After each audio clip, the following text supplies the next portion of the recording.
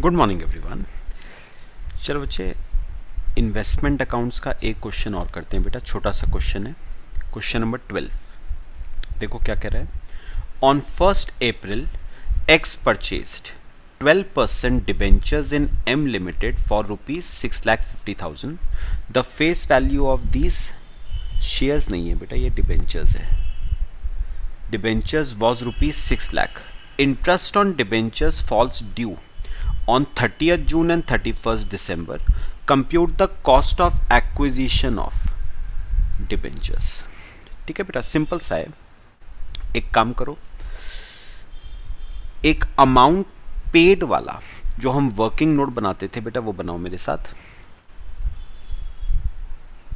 एक amount paid का जो हम वर्किंग नोट बनाते थे वो बनाओ। Amount paid. अच्छा, दो चीज़ें हम पे करते हैं। एक तो हम पे करते हैं परचेज प्राइस ऑफ इन्वेस्टमेंट, और एक हम पे करते हैं इंटरेस्ट। दो चीज़ें पे करते हैं। चलो अब देखते हैं जरा। 1st April को एक्स ने 12% डिबेंचर्स परचेज करे 6,50,000 के। कुछ नहीं लिखा हुआ है कम इंटरेस्ट परचेज करें या एक्स इंटरेस्ट। तो मैंने क्या कहा था, कुछ ना दे रखा हो तो कम इंटरेस्ट मान के चल लेना। मतलब इस 6,50,000 में परचेज प्राइस ऑफ इन्वेस्टमेंट और इंटरेस्ट दोनों इंक्लूडेड हैं। तो यहां पर लिखोगे अमाउंट पेड में 6,50,000। चलो इंटरेस्ट पढ़ते हैं। अब बताओ 1st April से जस्ट पिछला इंटरेस्ट हमें कब मिला होगा? 31st दिसंबर को। तो जैन फेब मार्च 3 मंथ्स का इंटरेस्ट हो जाएगा बेटा। फेस वैल्यू पे निकालना। 6 लाख की फेस वैल्यू है, उस पे 12% फॉर 3 मंथ्स, तो 18,000 रुपीज का इंटरेस्ट आ गया। तो परचेज प्राइस ऑफ इन्वेस्टमेंट हो गई 6,32,000। ठीक है, अब पढ़ो क्या निकालना था आपको।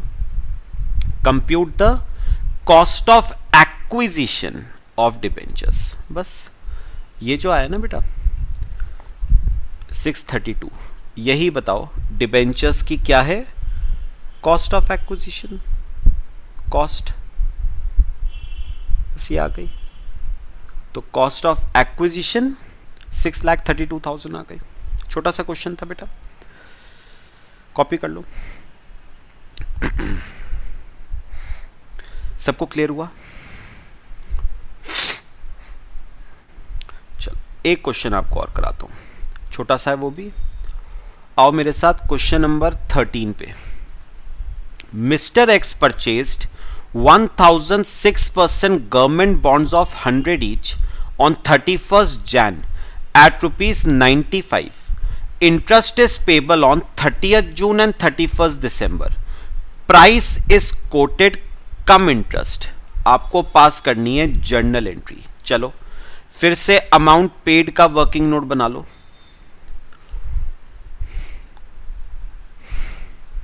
Amount paid. अच्छा, दो चीजें आप पे करते हो। एक तो है परचेज प्राइस ऑफ इन्वेस्टमेंट और एक आप पे करते हो इंटरेस्ट। पढ़ो अब जरा। अच्छा, आपने 1,000 बॉन्ड्स खरीदे हैं और एक बॉन्ड खरीदा है 95 कम इंटरेस्ट का। कम इंटरेस्ट मतलब अमाउंट पेड में लिखना 95 इंटू 1,000 बॉन्ड्स, तो 95,000 तो हो गया अमाउंट पेड। ठीक है, अब इंटरेस्ट मेरे को बताओ 31st Jan से जस्ट पिछला इंटरेस्ट कब मिला होगा? दिसंबर को। तो कितने मंथ्स का इंटरेस्ट हो गया?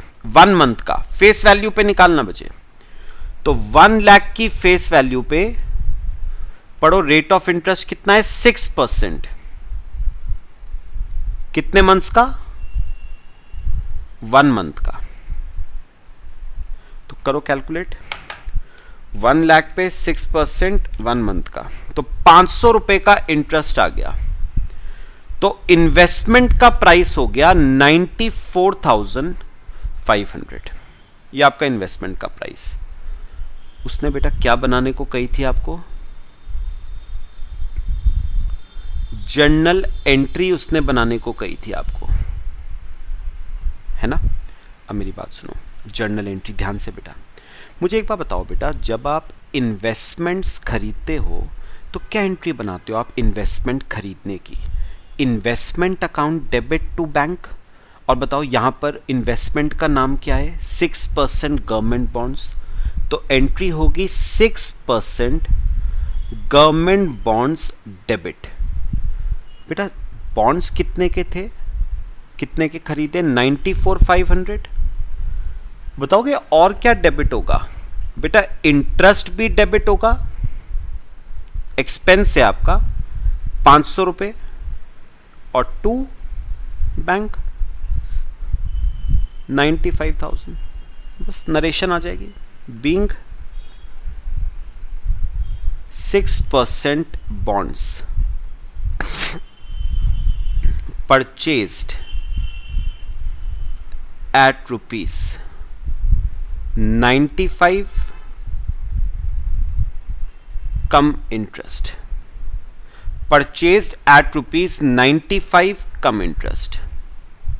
लो ये आपकी बेटा एंट्री हो गई। तो 6% बॉन्ड्स डेबिट होंगे 94,500 से, इंटरेस्ट डेबिट होगा 500 से, और बैंक क्रेडिट होगा 95,000 से।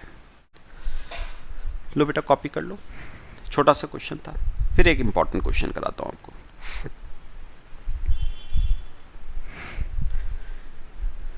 करें एक और क्वेश्चन? चलो एक काम करो सब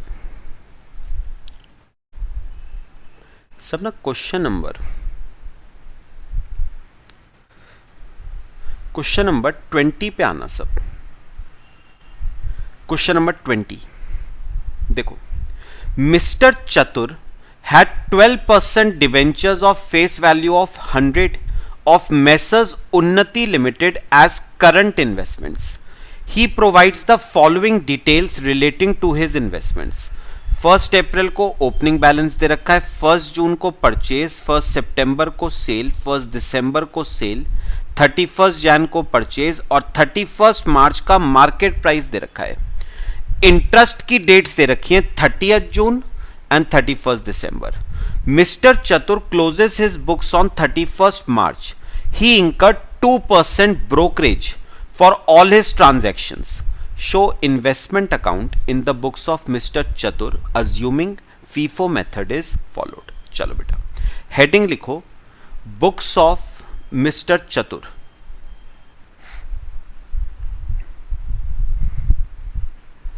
हेडिंग लिखना बेटा, बुक्स ऑफ चतुर।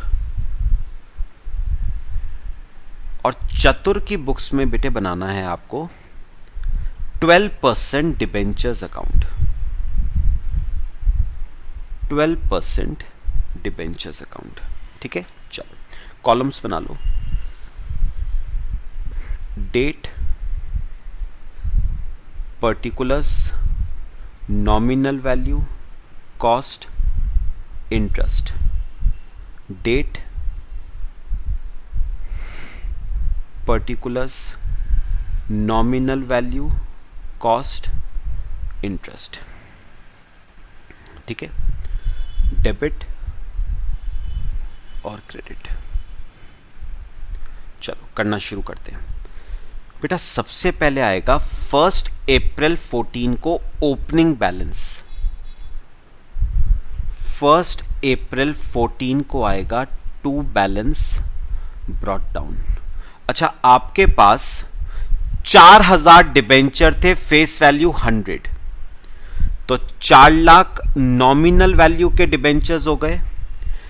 एक डिबेंचर की कॉस्ट थी 98, तो 4,000 डिबेंचर की 392।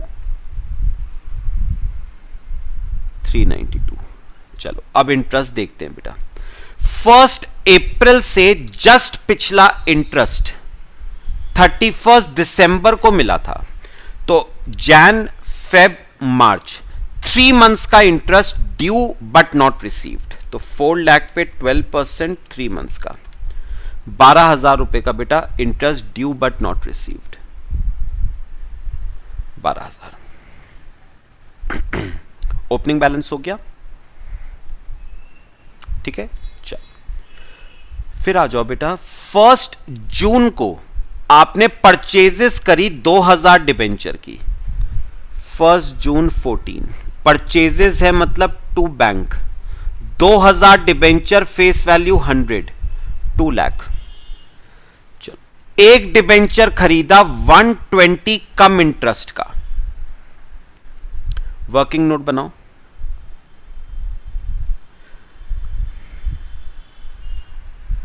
अमाउंट पेड, दो चीजें पे करोगे, एक तो इन्वेस्टमेंट का प्राइस और एक इंटरेस्ट। अच्छा, एक डिबेंचर 120 कम इंटरेस्ट का खरीदा है, ध्यान से देखना है, एक डिबेंचर 120 का, तो 2000 डिबेंचर बेटा 2,40,000 के हो गए, प्लस 2% की ब्रोकरेज भी पे करी आपने, तो 2,40,000 पे 2%, 4,800 की ब्रोकरेज, तो ये आ गया 244,800 अमाउंट पेड, ठीक है। अब करो इंटरेस्ट, अब करो इंटरेस्ट। सुनो बेटा, 1 जून से जस्ट पिछला इंटरेस्ट कब मिला था? 31 दिसंबर को, तो जैन, फेब, मार्च, अप्रैल, मई, 5 मंथ्स का इंटरेस्ट हो गया, तो 2 लाख की फेस वैल्यू पे 12% फॉर 5 मंथ्स, तो 10,000 रुपीज का इंटरेस्ट हो गया, तो इन्वेस्टमेंट का प्राइस हो गया 234,800।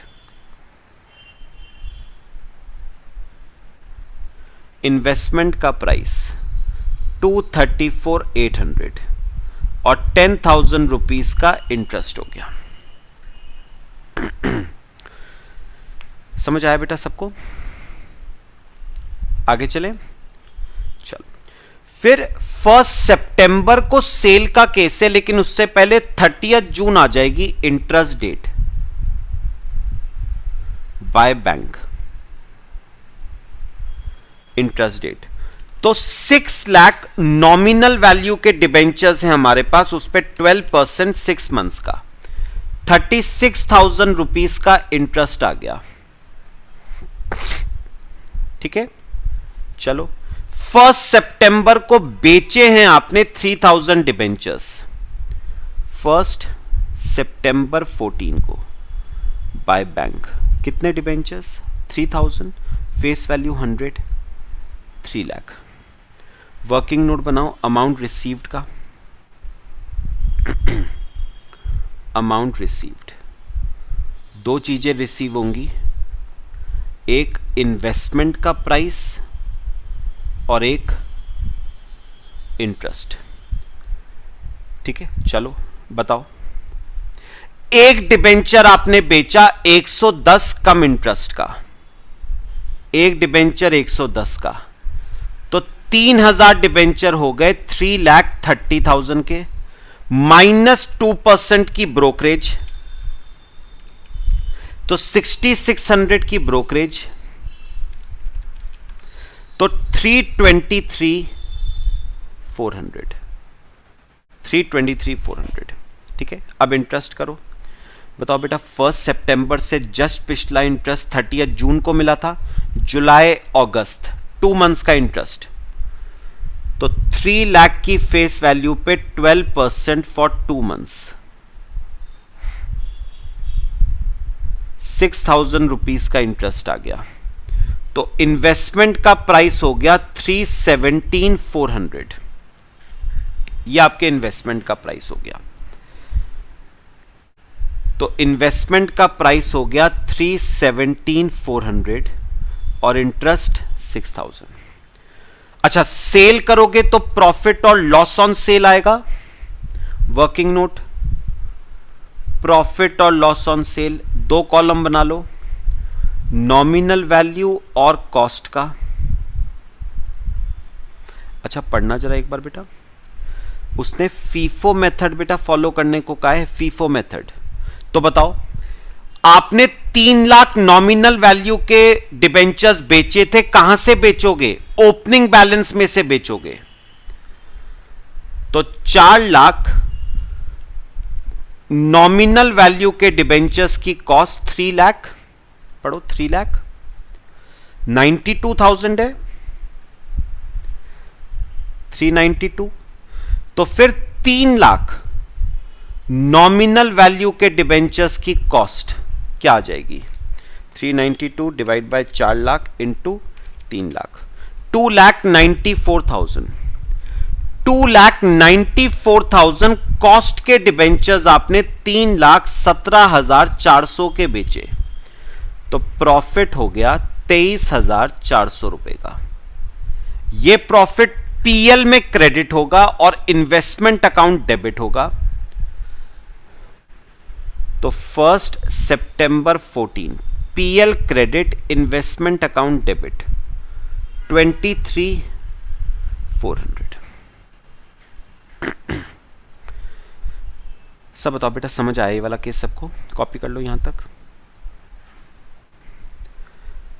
हो गया सबका?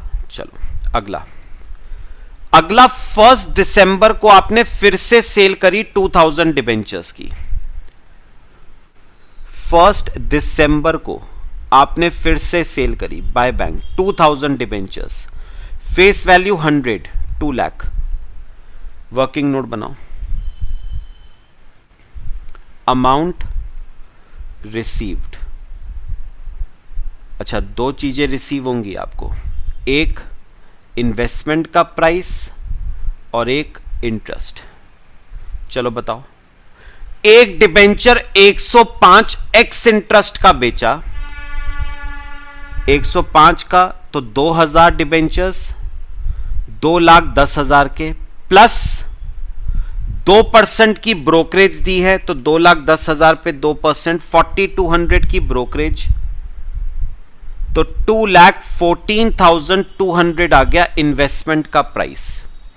अब 1 दिसंबर से जस्ट पिछला इंटरेस्ट 30 जून को मिला था, जुलाई, अगस्त, सितंबर, अक्टूबर, नवंबर, 5 मंथ्स का इंटरेस्ट, तो 2 लाख पे 12% 5 मंथ्स का, तो 10,000 रुपीज का इंटरेस्ट, तो 214,200 और 10,000,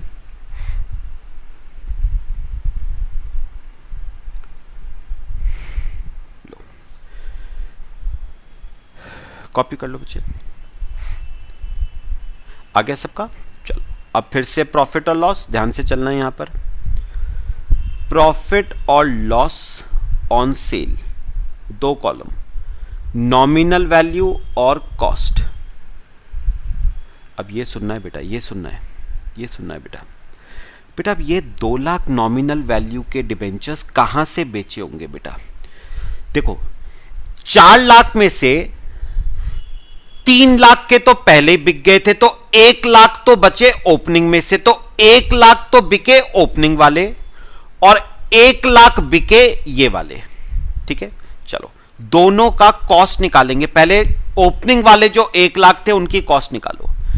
4 लाख नॉमिनल वैल्यू के डिबेंचर्स की कॉस्ट 392 है, तो 1 लाख नॉमिनल वैल्यू के डिबेंचर्स की कॉस्ट क्या आ जाएगी?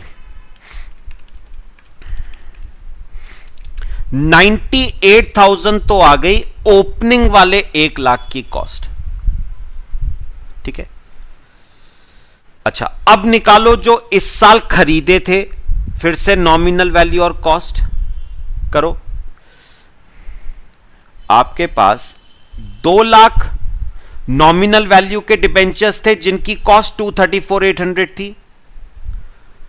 2 लाख नॉमिनल वैल्यू के डिबेंचर्स की कॉस्ट 234,800, तो फिर 1 लाख नॉमिनल वैल्यू के डिबेंचर्स की कॉस्ट क्या आ जाएगी?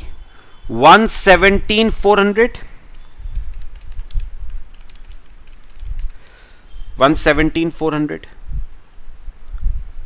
तो बताओगे बेटा फिर हमारे पास टोटल कॉस्ट क्या आ गई?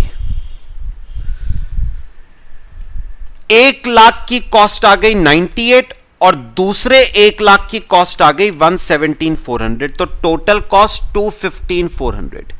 तो 215,400 कॉस्ट के डिबेंचर्स मार्केट में बिके बेटा 214,200 के।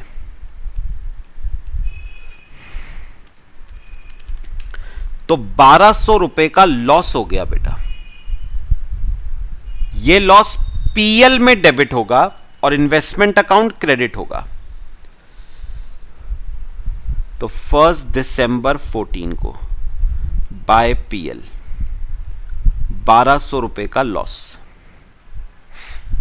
बेटा ये तरीका क्लियर हुआ सबको? फीफो मेथड अप्लाई कर रहे हैं, ठीक है। आगे चलें, फिर आपने 31 जैन को परचेज करी, लेकिन उससे पहले 31 दिसंबर इंटरेस्ट डेट आ जाएगी बाय बैंक। आपके पास 6 लाख नॉमिनल वैल्यू के डिबेंचर्स थे, जिसमें से 5 लाख के तो बिक गए, तो 1 लाख पे 12% 6 मंथ्स का 6,000 रुपए का इंटरेस्ट आ गया, ठीक है। फिर आपने 31 जैन को 3,000 डिबेंचर खरीदे हैं, 31 जैन 15 को टू बैंक 3,000 डिबेंचर खरीदे हैं, फेस वैल्यू 100, 3 लाख। चलो वर्किंग नोट बनाओ। अमाउंट पेड,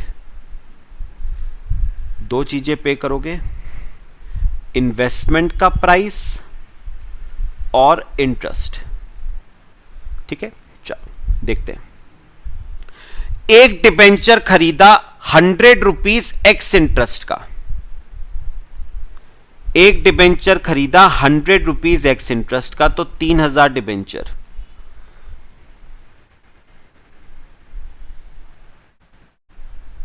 सॉरी,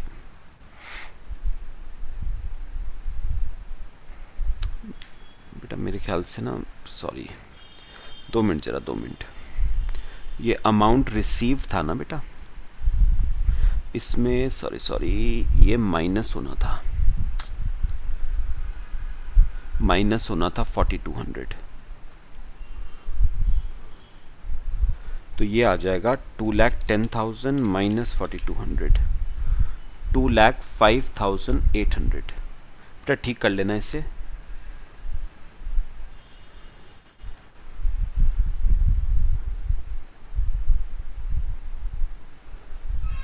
$2,05,800, ठीक है। और प्रॉफिट और लॉस को भी करेक्ट कर लेना बेटा। सॉरी, ये आपका यहां पर आ जाएगा 2,05,800, तो 215,400 माइनस 2,05,800, 9,600 का लॉस है बेटा।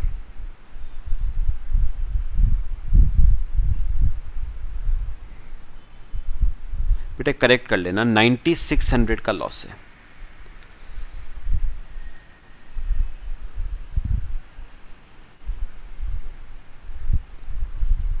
$9,600 का लॉस है, ये करेक्ट कर लेना बेटा। माइनस होनी थी ब्रोकरेज ना, मेरे ख्याल से अब आ गया, ठीक है। चलो अब करो जरा इसका। अमाउंट पेड 3 लाख रुपए प्लस 2% की ब्रोकरेज, तो 6,000 रुपए की ब्रोकरेज, तो 3,06,000 हो गया, ठीक है। अब बताओ इंटरेस्ट। 31 जैन से जस्ट पिछला इंटरेस्ट 31 दिसंबर को मिला था, तो 1 मंथ का इंटरेस्ट हो गया 3 लाख पे 12% 1 मंथ का, तो 3,000 रुपए का इंटरेस्ट आ गया, तो 3,06,000 और 3,000, 3,06,000 और 3,000, ठीक है। बस मेरे ख्याल से आप सुनना बेटा, 31 मार्च को बुक्स क्लोज करेंगे बेटे, एक लाइन छोड़ देना बाय साइड पे। 31 मार्च 15 को एक लाइन छोड़ के करना, बाय बैलेंस कैरेट डाउन। बताओ नॉमिनल वैल्यू वाले कॉलम का बैलेंस क्या बच रहा है? 4 लाख, 2 लाख, 3 लाख, माइनस 5 लाख। तो नॉमिनल वैल्यू वाले कॉलम का बैलेंस बच रहा है 4 लाख। ठीक है बेटा, आप सुनो सुनो, आपको ना क्वेश्चन में बच्चे 31 मार्च का मार्केट प्राइस दे रखा है, और याद करो मैंने बताया था बेटा AS 13 के हिसाब से investments are to be valued at cost और market price whichever is less. तो चलो वर्किंग नोट बनाओ, valuation of investments. Valuation of investments, उसने कहा है investments are to be valued at cost और मार्केट प्राइस, दोनों में से जो भी लोअर है। तो चलो पहले एक काम करो, पहले इन 4 लाख नॉमिनल वैल्यू की इन्वेस्टमेंट्स की कॉस्ट निकालो। बेटा डेबिट साइड के कॉस्ट कॉलम का टोटल माइनस क्रेडिट साइड के कॉस्ट कॉलम का टोटल।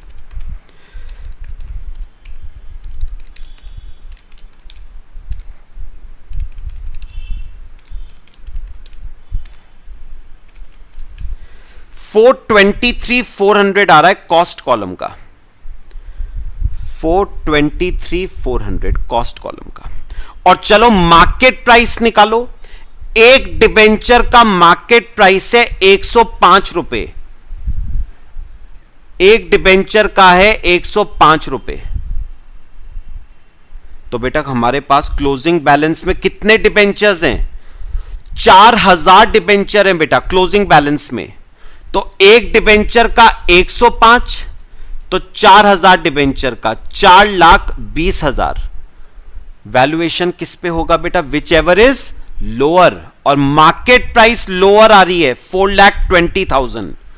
तो इन्वेस्टमेंट्स को आप 4,20,000 पे शो करोगे, लोअर पे। अच्छा अब एक बात बताओ बेटा, इन्वेस्टमेंट्स की कॉस्ट कितनी थी? 423,400 और मार्केट प्राइस है 420, मतलब 3,400। सुनो सुनो, 4,23,400 कॉस्ट की इन्वेस्टमेंट, मार्केट में वैल्यू हुई 4,20,000 की। तो इन्वेस्टमेंट्स की वैल्यू में बेटा डिक्लाइन आ गया। ठीक है, कितने का? 3,400 का डिक्लाइन आ गया।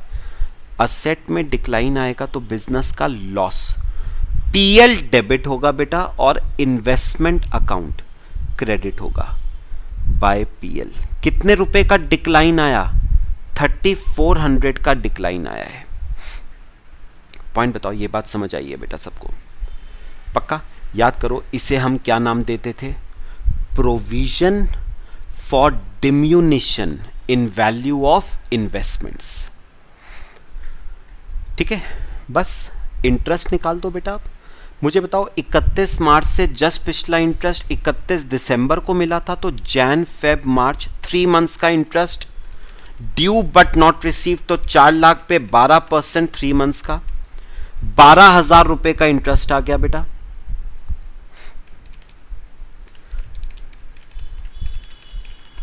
$12,000 का interest due but not receive. अब चेक करो, इंटरेस्ट वाले कॉलम में बैलेंसिंग फिगर डेबिट साइड पे बच रही होगी।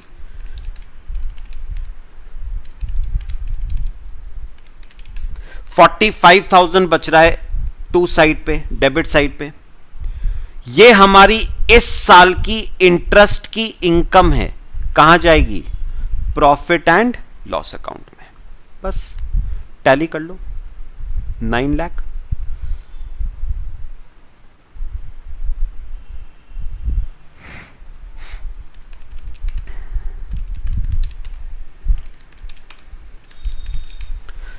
$956,200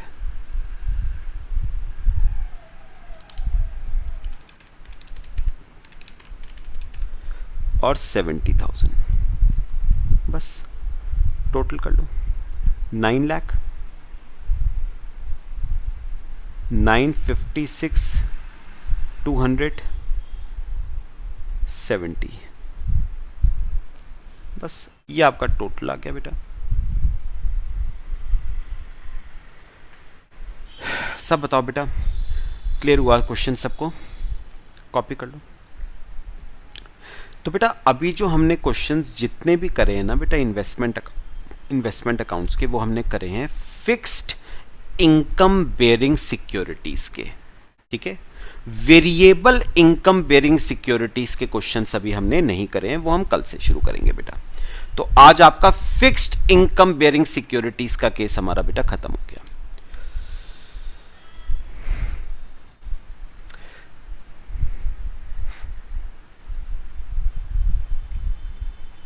चलो बच्चे, बाकी फिर नेक्स्ट क्लास में डिस्कस करते हैं बेटा। Till then thank you.